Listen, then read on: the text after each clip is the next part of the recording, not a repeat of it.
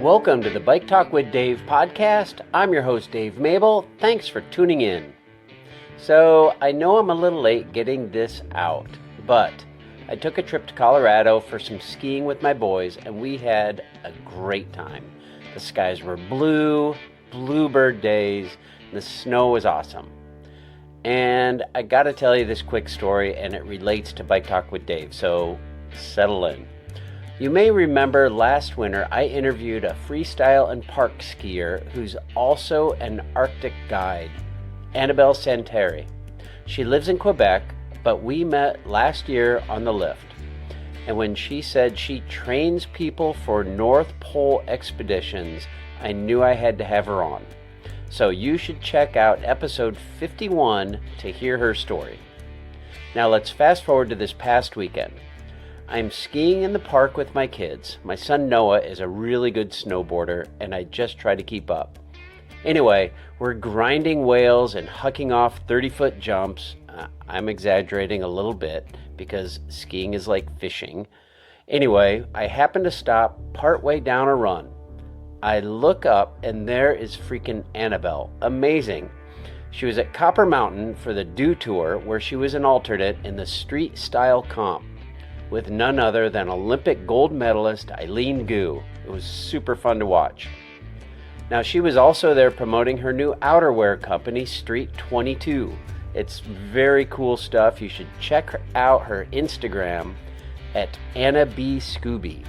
And you can watch one of her runs in the park. She's really good at it, and it was a blast to watch. I really just can't even believe I ran into a Bike Talk with Dave alumni on some random hill on a random day at Copper Mountain. Okay, back to this week's episode. Now, I don't know if you've ever been to a bike race, but if you have, you've probably noticed that the male to female ratio is like 30-1. I don't know exactly, but it's not far off that for sure. Now, it's not much different in a bike shop or really anywhere else in the bike industry. Men outnumber women in so many aspects of the sport, it's crazy. So, when I saw a post by this week's guest happily exclaiming that she had just landed a job in the industry working at SRAM after years at a bike shop and years racing, I had to dial her up to hear her story. Just what led her to the bike industry and how'd she make her way into it? So without any more rambling, I'd love to introduce you to Tuesday Vander Weide. Tuesday Vander Weide, welcome to Bike Talk with Dave. What a treat to have you on. I'm so glad we could connect on Wednesday. We tried our darndest. For a Thursday podcast. Tuesday's a definitely unique name. What's your story there? The short version is my dad had a sense of humor. I love your dad. The long version is also my dad. Actress Tuesday Weld, Tuesday's Gone with the Wind. He just really liked it, and that was that. And growing up, I was like an awkward kid, like chubby, pimply, and then I had a weird name, and I just wanted to change it so bad, and he said no, and now I love it. So I was gonna say, do yes, you embrace it now? Absolutely, yeah. Even the jokes, I love them, and the pauses when I tell people what my name is, and I just let it register. I love it. I get that. You came down for some races in Des Moines last year. And my wife, Dee, my wife races. And so we were looking through the very short start list, which we should chat about. And we're like, Tuesday? Tuesday? What? Who's that? Do you know what is that a name or? Yes. And you're just a delight. You were great to race with. Dee loved racing with you, and fun to hang out that weekend. So I don't know, a unique name that definitely is memorable, and I don't know. I mean, you kind of stand out in a crowd because of it. I feel like I have to embrace it now. I don't have a choice.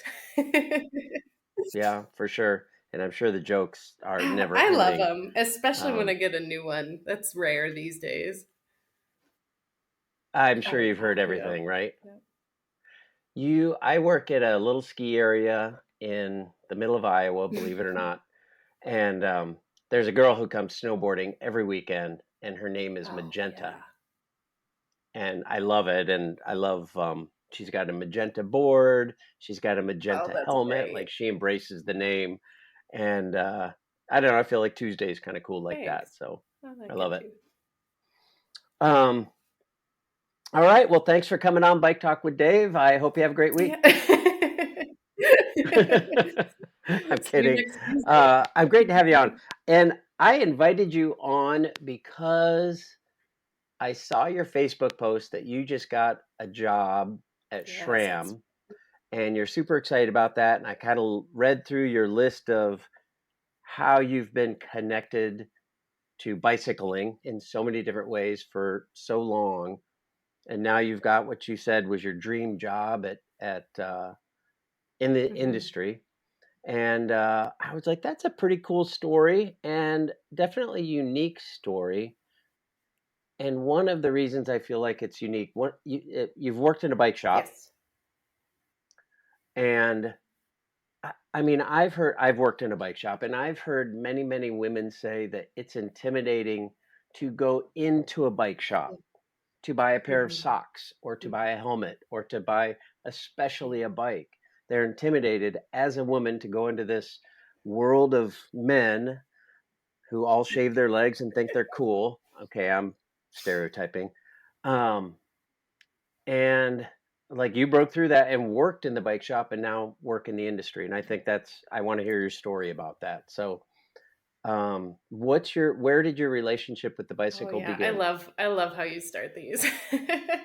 I was a TV kid for sure, and we had bikes when we got kicked out of the house, and it was just roaming around the neighborhood kind of deal. And when I was in post high school, pre college, living with some roommates, and there was this cute vintage, like 1960s Columbia Tourist just cruiser bike that I fell in love with, and I was like, "Can I buy this?" And I that was my like fun bike, and then my car broke down, and that was my transportation in the winter, in the summer, in the rain, down our biggest, busiest street, 41st Street. I worked in the mall, so I would bike to the mall, and I just fell in love with like the ability to feel so accomplished, like, oh, I just got to work but in the rain, in the wind.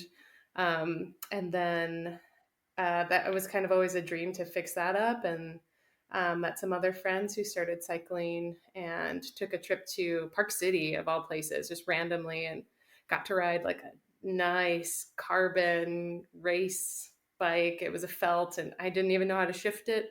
We were going like there was actual elevation. I was stuck, and just fell in love. So I came back to Sioux Falls, at what would later be my job at the bike shop, and I just said I want the bike I rode, and not realizing how expensive they were. And so found something in my Right. budget, loved it, and I grew up with my dad, so I was very much comfortable in those types of environments, and I'm thankful for Hmm. that. And I just after a couple of months of riding, I was like, do apprenticeships, do teach people how to work on their bikes, because there's a lot here that I don't know, and I want to learn how to fix this when it breaks. And that was after bringing it in for, you get your year, 6 months of free service, and they're like, your headset's loose. And I was like, what's that? Like, how does that happen? Not, unknowing, like not knowing that it was likely not tightened down right in the first place when it was assembled. And I, being like a very immature road rider, afraid of everything, probably didn't do anything to mess it up. And so that just sparked my curiosity. And Chad, who was the previous owner of Spoken Sport, um, I applied. They were like, well, we're not doing apprenticeships, but we're hiring. So I applied thinking I would do sales. I'm a retail person, customer service oriented jobs my whole life, and figured I'd do some part time stuff. And he's like, you're going to be a mechanic. And I said, what the hell?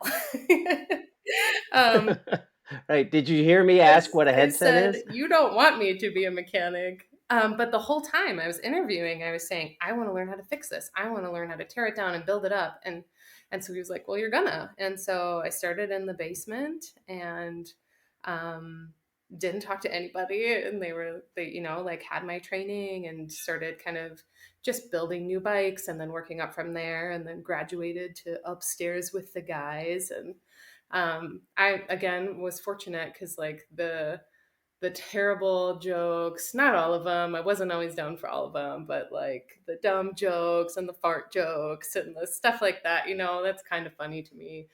Um, so I wasn't super intimidated, but there was not a space for me, I will say.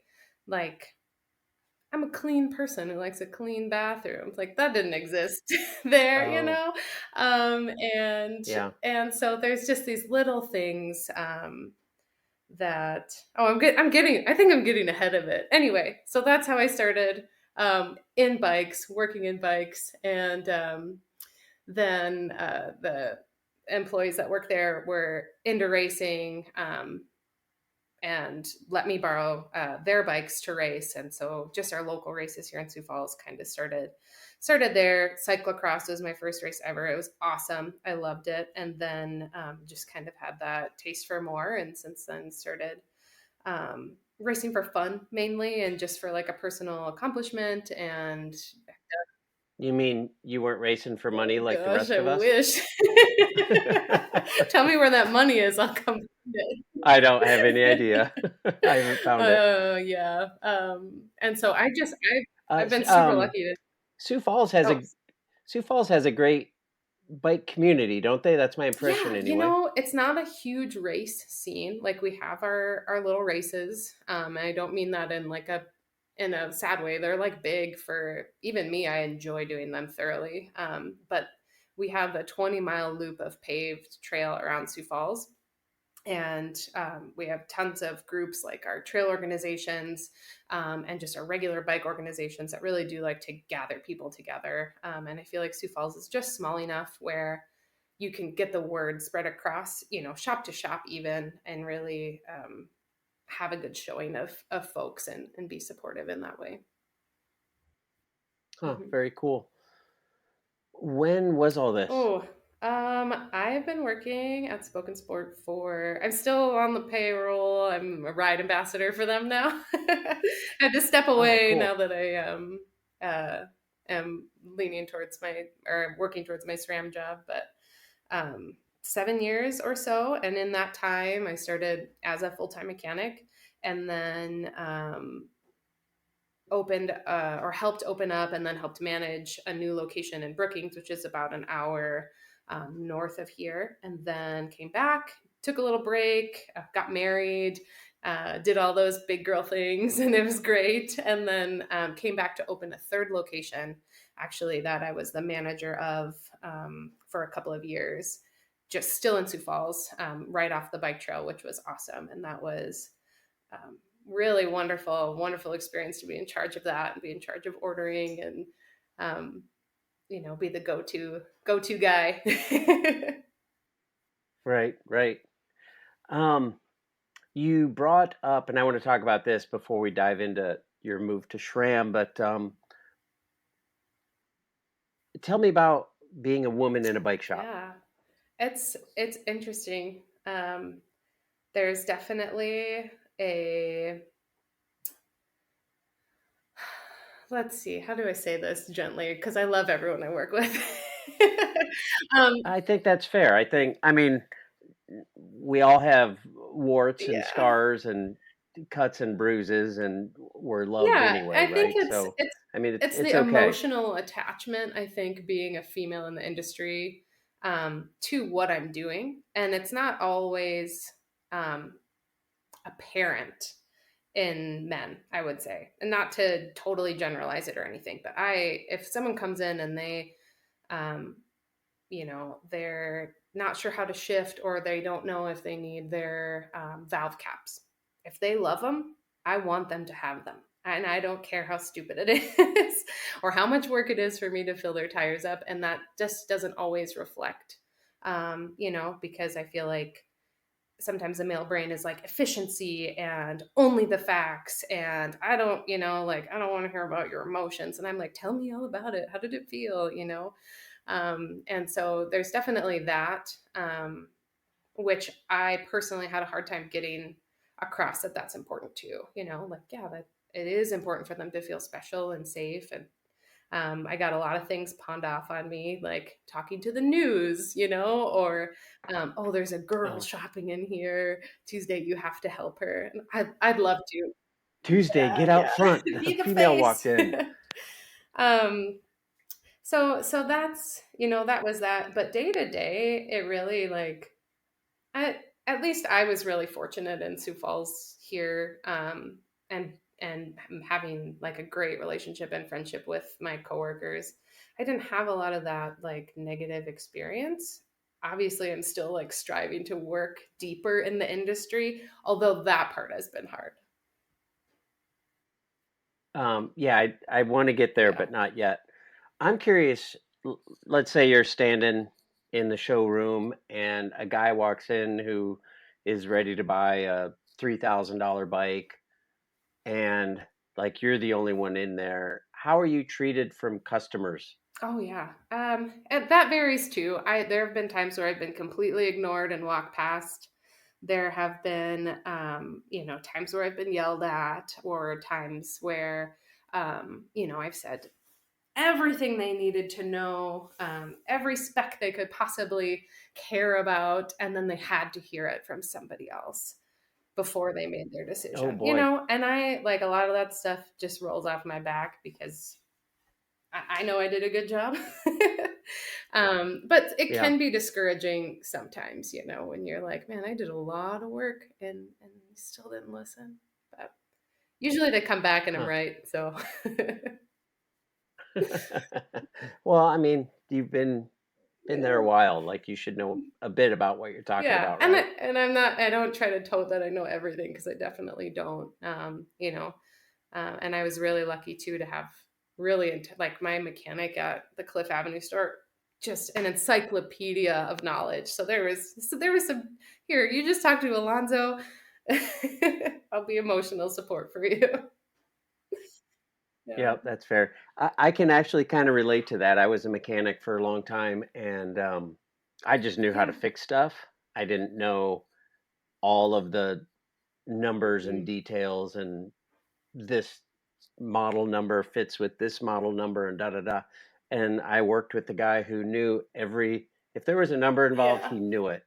Yeah. That And sounds like us for sure. you know, yeah, Mhm. yep. It's a different way to look at things. I'm like, that thingy there is broken. We need to fix that thingy there, whatever it is. So I would just fix Yeah. that thingy. Um, all right, so you are well. Before we dive into SRAM, I want to know more about you. You started out racing Mhm. cyclocross, and um, I know this is not typically a conversation I have online, but I'm gonna because I love cork. Um, uh, we've kind of been going back and forth about the little tile that will headline your Oh yeah. episode, and you sent me a few pictures, and there's one of you racing cyclocross going through the sand. I think that's in Des Moines. Did you come Yeah. to Des That was Moines the and race grand. cross? Yeah. Mhm. The Grand, yep, it looked like the Grand, the sand Sand of of the the Grand, grand. which is a sand volleyball court, and I'm sure it felt like every inch Yep. of it. But my buddy Jeff Corcoran took that picture, so that's what we're going to use on your Awesome. tile is Oh, that Cork's picture made me feel picture of so you at the much Grand. more badass than I felt in real life going through this. It's a great picture. I mean, Cork does a Yeah, great yeah. job and is loved by all. But so you obviously are still racing cross, Mhm. and you came down to Des Moines to do some road Yeah. racing. What are your racing chops? Like, what do you enjoy doing? What have you done? And uh, are there things that you would like to get Yeah, into? I unfortunately, I was listening to your Emily Newsom podcast and had to reach out to her because of her crash and her lower back injury. She was kind of talking about that. I ended Hmm. up getting a spinal infection at the end of the year, which blew my back up and still am healing. So I canceled my races for this year, which is a Wow. huge bummer, but I started riding again just recently. So that's been phenomenal, and we'll see what the future looks like. But I have a lot of hope the way the last few weeks have gone. But before that, I did everything under the sun. I raced single speed, mountain bike, gravel, road, crits, cyclocross, fat bike. I like it all. I think they all have something to offer. And starting as a non-athletic person, like I didn't do sports in school. I played rugby in college. That was awesome. And I don't think I'll ever be the cream of the crop. So it's just really like great to see my own improvement, and that's kind of what pushes me. But my jam, I would say, absolutely hands down, is gravel, and not getting on the gravel train. Like I used to be a roadie. I love just riding endurance road, long distance, as fast as I could go, and it just doesn't necessarily feel safe anymore. On the road. So I like gravel. I love how it feels. I love how miserable it makes you. My best successes in races have been in gravel races. Even this last year, I sent you one of the pictures from um, South Dakota. Has three on the west side of South Dakota, where I'll be moving to, has three really big races. They're called the trifecta. From Ridge Rider Racing, they put amazing races together, and they just pull out all the stops. And it was a 70-mile gravel race, just under 5,000 feet of elevation climb. And it was like 50 degrees, raining the whole time, gloomy, and I just destroyed it. I just ripped the head off of that race, and I loved it. And so I'm chasing that feeling. Um, just like the grit, I really, really like. But yeah, I've done their mountain bike races and their fat bike races, and I took third in their women's single speed and their 50-mile mountain bike race. Not this last year, but the year before. And yeah, Dakota yeah, 50. yes, Is that what that was? You did that on yep, single yep. speed? I've done it on both, but I did single speed 2 years ago, and it was awesome. I loved it. Hands down, would do it again. Yeah, On single speed. That's a it hard is. race. Yeah. Huh. Well, you just said, "Oh yeah, I just did that on Uh, single speed and it yeah, was fun." I As if love it was nothing, but it. that's Is a hard hard. race. Yeah, it really it tests you mentally. I think that's what I like about their races and their culture too. But I love cross. I really do.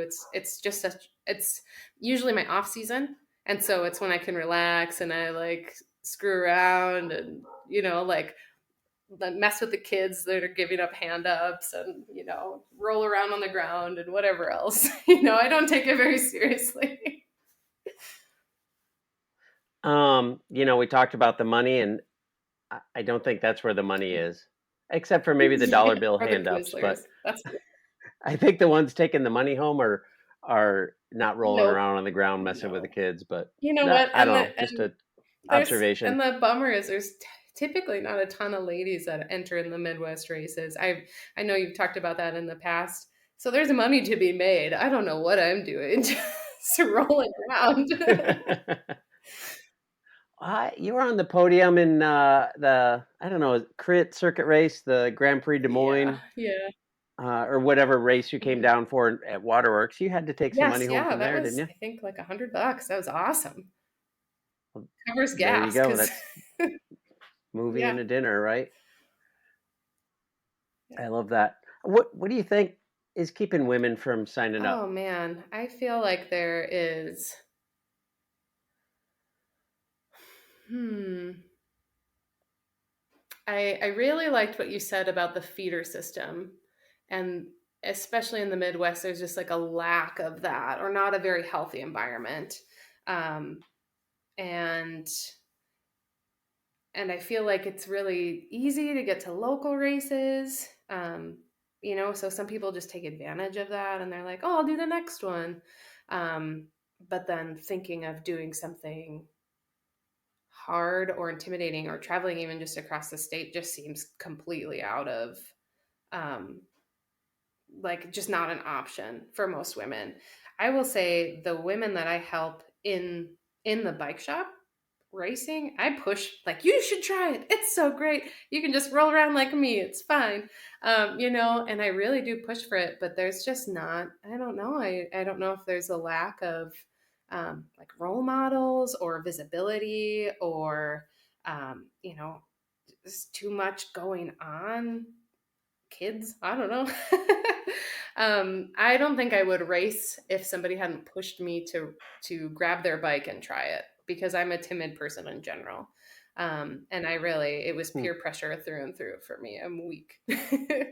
and I try to put myself as someone in the industry in roles that become that peer pressure, become that kind of opportunity. So I'm a Juliana ambassador.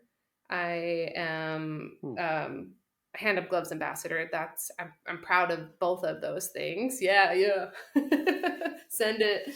Um, I am sponsored by a protein company. So I have a lot of platforms that I try to be as encouraging as I possibly can. And through that, I feel like I've gotten a handful of women to try races, and to see that it's not scary. But I feel like even looking at my account or looking at me personally, someone might say like, oh, she's fast, and comparatively, not really. Um, so so there's that view of how hard it is and that they can't do it, and I'm working as best as I can to try to bridge that gap, and the way that I try is through group rides, through what I've done here in Sioux Falls. We have a race series that covers everything from fat bike to gravel to cyclocross and mountain, and I did a women's specific kind of pre-race ride for every event. So we did just kind of like a shakedown fat bike ride, which ended up being like a ride on the bike trail because there was no snow. And I figured out what the race course was going to be, and I took the gals on the race courses for certain for the other events, and then we did like cyclocross skills. So I really try to bridge that gap as best as I can, and it's just how do we reach more people and let them know it's not as scary as it seems. That's kind of the struggle that I'm dealing with now. I want everybody in every community to hear that, because that's a great idea. And like to take people, uh, for a woman to take women on the actual course where the Yeah, race is going to be held, like completely brings down that barrier of fear. Like, I don't know what it's going to be like. I'm intimidated to go there. I don't know what the race course, and to have somebody like guide them through the day before or the hour before, whatever, is yeah, perfect. Like genius. Why don't we all do that at yeah, every race? But we just hold the race. We tell everybody, hey, come to the race. The race is at 9 a.m. It's only $35, and you could get a water bottle and expect people to yeah, show up. And then when they don't, or they just come and watch, we're like, oh, how come you're not racing? And it's because nobody took my hand the day before and led me through what the course is yeah. going to be. So kudos. That's golly. I think that's, if we all did that, 5 more people a Right. year would race in Yeah, each and then their community. kids, and then their kids, and it just Yep. grows. And I love that. So I'm really excited about what I'm doing in April through Juliana. It's a social hour and bike carnival, and I just pull out all the stops. Oh, wow. Like I'm gonna just do weird stuff until something works. But it's basically like a family-friendly event where we'll have like guess the weight of a bike, like a carnival would like guess your weight or something, and like pin the name of the bike part and all sorts of things to get like Oh, more wow. hands-on, unintimidating approaches to cycling where, oh, you just changed a tire, in front of a bunch of people drinking wine. Like, oh, how scary. So I'm excited, and I like the hand holding. Some people don't like that, but the joy of bringing someone into bikes is just amazing. And I love being that person. So if I never get to this like upper echelon, like super racer, but I'm helping people get there, like that is my passion. And if I can keep doing that, then that's all I need. Yeah, I think that's awesome. I love that. I'm gonna try to encourage stuff like that at our local races, whether it's cross, um, even road. Like, why not meet the morning Yeah. of and do some laps of the course that you're going to Yeah. race, and then sign up and Yeah, come and race even it. if it was, I mean, I have to travel so much for races. If there was an open, and typically you'll see it for races like a shakedown ride or something, but if there was like an open invite for the women, because I did the road race right before the crit in Des Moines, and I was just like scouring what the GPX file looked like and trying to look at the elevation and trying to figure it out. And if there would have been like a group of gals just riding the day before, that would have been so amazing to just get a feel for it. And I think it would even change the dynamic of the race too. Maybe they trust each other a little bit more, willing to work with women a little bit more, than hop on the tails of men, which you kind of have to sometimes around here. But yeah. Less side Yeah, eye yeah. if you It know doesn't each happen other. And often, but when it does happen, man, it is a bummer. I hear you. I gotta say the road race you're talking about. I'm assuming Yes, yeah. Sakari Road Race. Yep. So Dee and I both Yeah. raced. She does more road than I do still, but anyway, uh, we were in that race together. As did she do masters? No, she did Yep. open women. They threw the open women in with Mhm. masters men, and so she and I left the starting line together. We're in the same peloton together. We're racing together. It was Yeah. awesome. I I bet. loved it. So I'm all for more of that because I was Dave Domestique, whatever. Like, get on my wheel, D. We're Oh moving to the yeah. front. Get out, let's go. It was super fun. I don't know if that's. I mean, we were all mixed in together. That Yeah. was legal, but I did enjoy that. We don't get to do that very often, but and of course gravel races. If we do them together, we're typically on the tandem, but and I can't keep up with her on gravel, so Yeah, she's it doesn't fast. really work there anyway. But she is fast. She's much faster than me. Um, but yeah, I think those are great ideas. I think we all should incorporate stuff like that into even our local little races. Like even we're putting my team's putting on a gravel race next, not this weekend, but next weekend. And why not on Friday after work have a start at the coming tap and go do the 6 mile loop and ride back for anyone who wants to see what the course is Yeah. like. And especially I'm talking about for Mhm. everybody to open it up for anybody, but I think especially Yeah. for women. If one of our like somebody like D, we're going to be in Texas, so it won't be D, but somebody like D saying, "Hey, we're going to meet at the coming tap at 5:30 and go do a lap of the course together, women only." Gosh, I think that would really lower that barrier and encourage more people to Yeah. give it a And try. even if, maybe they do the course and they're like, oh, it's not that scary. It's too late for me to sign up for the race, but now I know, it's not that. Yeah. Yep. Mhm. Yep. Exactly. Um, we've talked a lot, and somehow I gotta dig deep and find a segue into your time at Shram, but I'm not coming up with one. I'm wearing I a know. Shram I hat. almost Do you wore see mine. I that? thought it'd be too Uh, obvious. no, I mean I went to town on it. So there's my segue to Shram. Um, but I got to say, listening to you, I'm not surprised that you have moved into a position within the you quote unquote an industry job. It's a small community as far as community goes, but uh, diving into you know the world of SRAM, I think it's pretty cool. What made you want to move from uh, managing a bike shop, working in a bike shop, to working in the I know it's I keep saying the industry, but I don't know what else to call it. Working at SRAM. Yeah. Um, I think some of this is like female perspective too. I love working in the bike shop. I'm one of those people I've learned that can work in their passion and it's still fulfilling. But bike shops are so behind the times, and it's so frustrating. um, long, obscene hours, um, just really demanding of your personal time. And anyone who works in a bike shop likes bikes. They probably ride. They have to sacrifice a ton in the summer, and they spend all their time getting your bike ready so you can do all the fun things that they don't get to do.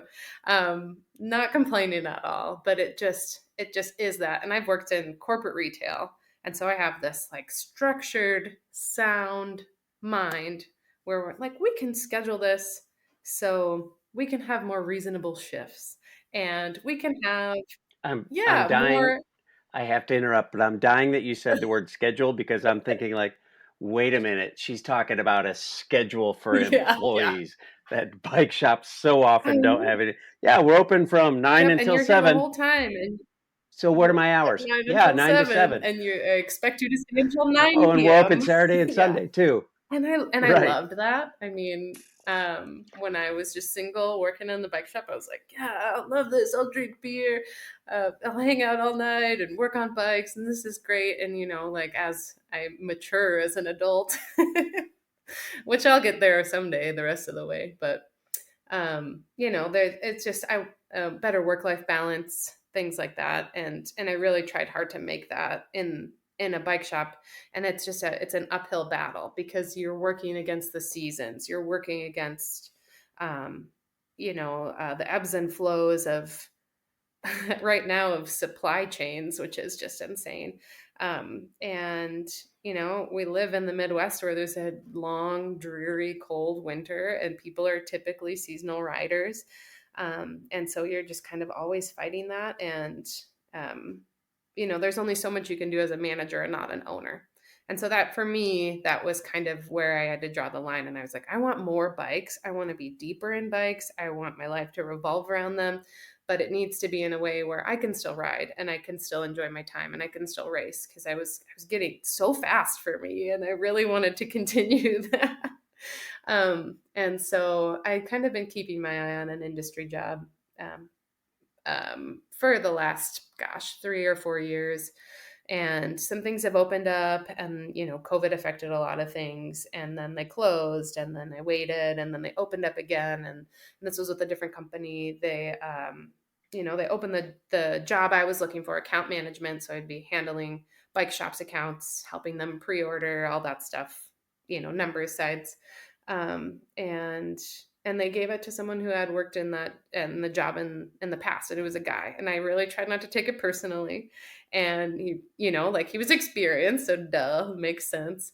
But I have just been fighting and applying, and you really have to start as like on the ground level as a little peon basically to get in there. And so I was trying to find something that was like reputable and something that I would be proud of. With the experience that I have, I mean, I have a ton of experience too, but it's still that kind of, you got to know a guy who knows a guy to get in the industry. And luckily I knew a guy. Well, a girl. Her name is Emily. There you go. and Oh, awesome. and so Old yeah, Girls I know, Network. about time. Um, and it really does help too. So, she lives in Spearfish, and she's a great friend, and she's a field guide for SRAM. And so she falls a ton and helps put on events. We did a women's mountain bike day. It was awesome. And, um, she let me know of an opening, and I applied, and there was a rigorous application, lots of interviews, and you're like, am I right for the job? And they're like, yes, you are. And so now I'm just in that kind of in between period where I start officially at the end of the month. And then I'll be working as a technical rider support customer service person. So essentially, I'll just be answering emails, and I'm really excited to do it because I get to talk the way I talk and email like, hey, Brad, excited you got your bike. Here's how you set up your suspension. And it just ticks all the things that I love about cycling and helping people. Um, and I'm stoked about it. So we'll see where it goes. I'm really just happy to be where I am now. for sure. So Oh, that's cool. And you guys are moving across the yeah. state from the east side of South Dakota to the Hmm. west. That's a pretty big deal. That must be, um, I don't know. Was that a hard decision? Uh, it had to meet a lot of criteria to tick a lot of boxes with my physical therapy that I'm going through right now, and we own our house, so selling our house and finding a place out there.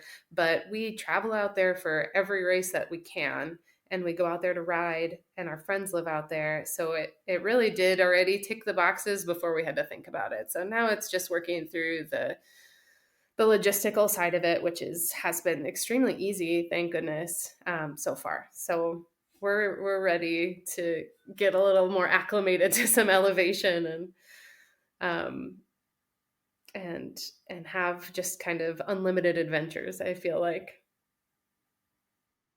Oh, that's cool.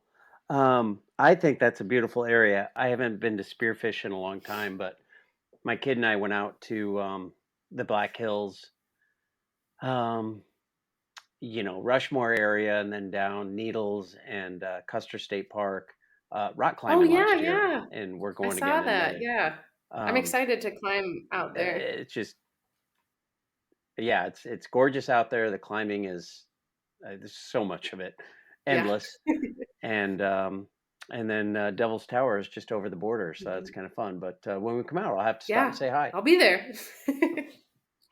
All right, that's perfect. Um, how how much do you know? How much do you need to know about the entire product line? Like, what is your focus going to be, and then what do you need to know in Yeah, I'll general? be working with RockShox specifically. And thankfully, as a mechanic, I have some past knowledge, and I'll be going through some training specifically for what I'll be doing. And I think I what I like about SRAM is that none of my application was tell me how, like what type of oil I need to put in this suspension, or like what percent sag do I need to set this at for this and this and this. There was none of that because that can all be learned. What they're looking for is someone who can pick up on it and and communicate that to somebody who can understand it on another side of the world. I'll be or on the other side of a screen. And so that's what I'm excited about. The whole interview with the company just has been awesome. Like the culture that they've cultivated just is, I don't know, I feel too lucky. I feel like this job shouldn't exist. Um and I think that they can get away with it because um bike people are cool people, and they're passionate about No what doubt they about do, so that. they want to do it well. And I feel like SRAM just kind of embodies Yeah. that, um, kind of that spirit, I guess you could say. Um, it's interesting you say the culture, and um, I find that interesting because it's not like Shimano or it's not like Campanolo that started here and this is what they do. SRAM bought Yeah. companies. Like they grew by buying RockShox. They grew by buying um I think it didn't it start Sax Hurray, the derailleur. Um anyway, they bought Cetus chains, they bought grip Hmm. shift, they bought all these different smaller companies and smooshed them all together into one. And I'm hearing you say that even with all the I would say the island of not misfit toys, but of toys, because they are toys for sure. But this all these different islands of toys have been brought together in under one roof, and they've done a good job of creating Yeah. culture. What have you seen in that? What like how would you describe that culture? And uh, uh, Well, to me, that's a curiosity. Like A bunch of A islands bunch of of islands toys. of toys. Well, for one, this is me speaking on my own, and not I'm definitely not a spokesperson for SRAM. Nope, I Um, get that. I would say I think it's, gosh, I that's a really good question. I feel like they see potential in each opportunity, and um, they grab it and twist it in a way that works for them. And I I feel like it's worked pretty seamlessly so far. But then they're not, from what I've seen in SRAM and what I've experienced, like the side where something doesn't work, or they seem to have been pretty like, oh, that didn't work, or this is what we've got, and this is how we're doing it.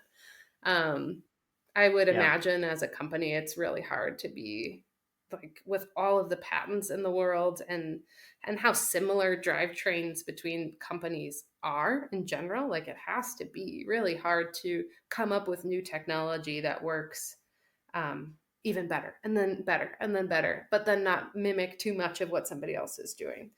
Um, but all I can speak for is from what I've experienced so far in working with our field guide from SRAM, the the support we've had with our races from that company, and either sending someone over with a tent. Emily does a ton with the Dakota 50, and she did like a suspension setup, so you could bring your bike the day before the race and sit on it and like have them check your sag, make sure everything looks good, talk you through why they're doing what they're doing.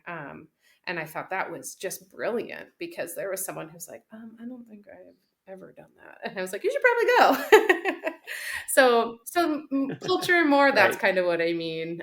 Like the outward into the community. They're very community outreach. They're very focused on building things up internally. Maybe we'll need another interview, another podcast episode. We'll chat in a year. I don't know if I'll be allowed to say that Yeah. though. When do you start in Spearfish? I know you're moving and Yeah. everything, So but when do you physically I head have to there? be there in June on the 3rd.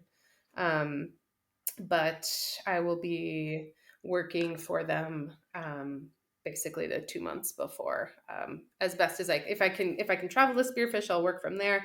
Otherwise, I'll be here working from home and training, and video meetings with my team and everything like that. So I'm really looking forward to meeting more bike people, like further out than the quad states that I'm always in.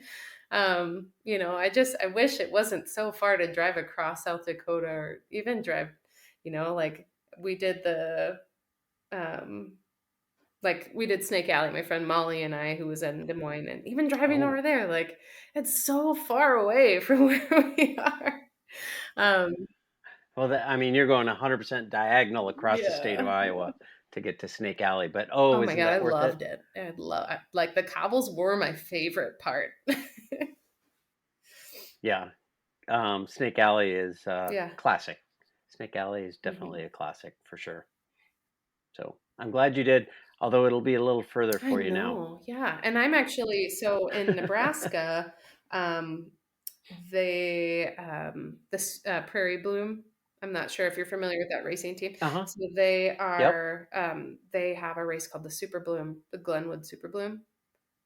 And I They keep do. wanting to say Glendale, but that's my Women street. only. Yeah, yeah, which is badass. So I am helping them. We'll do a shakedown ride for that race, and kind of like a race mechanic simulation. So like say some like your chain falls off while you're racing. So we're gonna do some like scenarios, which I'm really excited about. And I was thinking like, yeah, I just live in Sioux Falls, so I'll go there. I'll spend the weekend there. It'll be great. And I'm like, well, now I'll have to figure out some driving situation. For sure. Yeah, but For those sure. ladies are so awesome. I love them. And the Des Moines ladies were just so fun. You have a good racing scene out there. We have we always are, we are cognizant that we have a great Yeah. community. We have enough people move away and tell us, like, gosh, there's a great community Yeah. in Des Moines, that we do not take Yeah. it for granted. I mean, your races feel big to me. from from like our Sioux Falls races, I go out there and I'm like, Thank look at you. all these people. Yeah. That's awesome. Super Bloom, that's cool. You're coming down. That is part of the I Iowa think Gravel so. Series, and the guys from that were on last fall Yeah. talking about the Iowa Gravel Series, and they're very excited to have the Super Bloom as one of the, I want to say, 7 races of the Iowa Gravel Series. So I'm stoked you'll Hmm. be there. And gosh, what a great I idea! know. Like, I mean, I could probably go, but it would definitely benefit my lovely bride Dee to go to your, like, when bad stuff happens during the Yeah. race Right. workshop. Because it does. Here's Yeah. what you do. Yeah, I love it. Well, best of luck as you dive into deeper into the industry.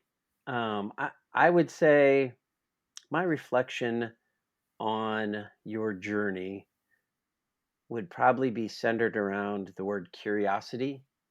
I feel like curiosity has kind of Yeah. led you to where you are and where you are going. So, and I love that. And I think that's a great lesson for all of us to be curious and ask Yeah. questions.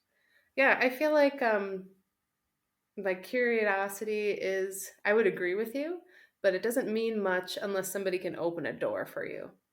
And I think that it's really important to remember that you could be that person. Whether it's an owner of a bike shop taking a chance on a girl who's going to be a mechanic, or um, picking some ride ambassadors for your shop, or like having, like, say you're really into cycling and your wife's kind of into it, and then tell her to bring her friends to something, or whatever. I think that, like, I'm really fortunate that the doors open for me pretty easy. I mean, even looking for this job specifically, or looking for an industry job, um, it took some time, but I feel like I didn't have to grovel at anybody's feet to do it, and I don't think it should have to be that way at all. Right, But right. I've been really fortunate to have those doors open for me. So I just want to, like, encourage people to take chances when they might not think it's profitable, or worth their time, or it usually is. Yeah. Well, I 100% agree. Your curiosity, if it's strong enough, will hopefully cause you to knock on Yeah. that door. And you're right, somebody needs to be on the other side of that door and open it and be open to your curiosity and your sense of wonder and your passion and your desires. So kind of all fits Yeah. together, doesn't it? And you know what? If that door doesn't open and you're still curious and passionate, Let's go to the next door. go knock on Yeah, another freaking door. exactly. There's more than one door. Isn't that what the Colonel did So, for KFC? yeah, I That's think my you're right. that's my You're life right. Yes. motto. He's my role model.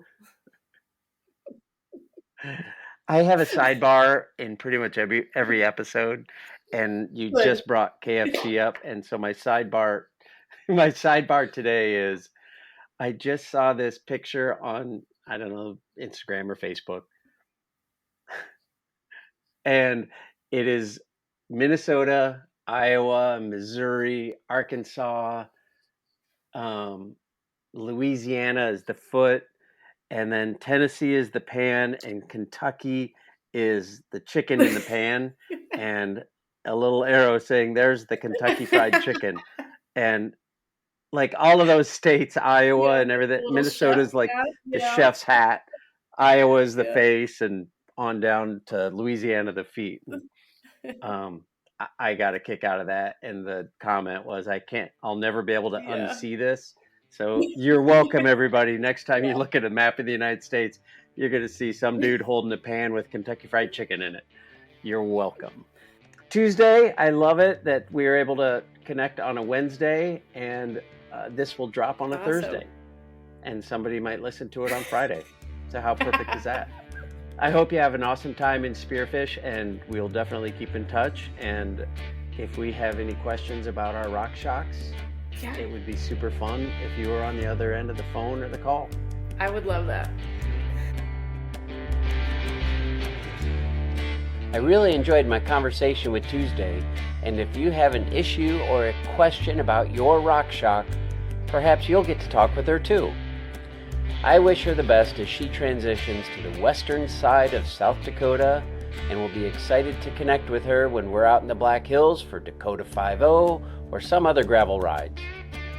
Speaking of fun and unique rides, the Core 4 has some great stuff planned this August, including a $10,000 prize purse for the Stone Crusher 100-mile race, courtesy of the new title sponsor, River Products Company, and it will be honoring Chris Lillig. He was an Iowa City cyclist who worked at River Products, and he was killed by a drunk driver in 1996. For more information on Core 4 and the new title sponsor, as well as all the race distances and registration, head on over to core4.bike, and why not sign up today? Now, I really appreciate you tuning in each week, and I'd really love it if you would rate and review this show on your favorite podcast platform.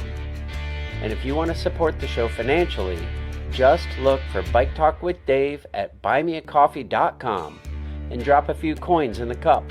If you do, I'd love to send you a sticker. And be sure to check out the Bike Talk with Dave channel on YouTube, where you can watch some of our award-winning films, including 1,000 Miles to Nome and Down the Kuskokwim, which are all about the Iditarod Trail Invitational, a bike, ski, and running race along the famous Iditarod Trail. And that is going on right now. Yes, I know I said that last week, and I know I said that 2 weeks ago, but it is still going on. But I do got to send Bike Talk with Dave alumni Tyson Flaherty congratulations, as he is a co-champion of his first 1,000-mile race. He's done the 350 many times and won it, I think, every time he did it. And this was his first year in the 1,000-mile race. I'd love to have him on to talk about that. We'll work on that. Other Bike Talk alums, including Leah Gruen and Peter Inneman, are still out there crossing the Alaska wilderness. Leah is on a fat bike, but this time, Peter without an E is doing it on skis.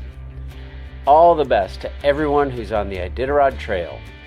But for the rest of us, I hope you all enjoy the warmer days of spring, and remember that nothing compares with the simple pleasure of riding a bicycle.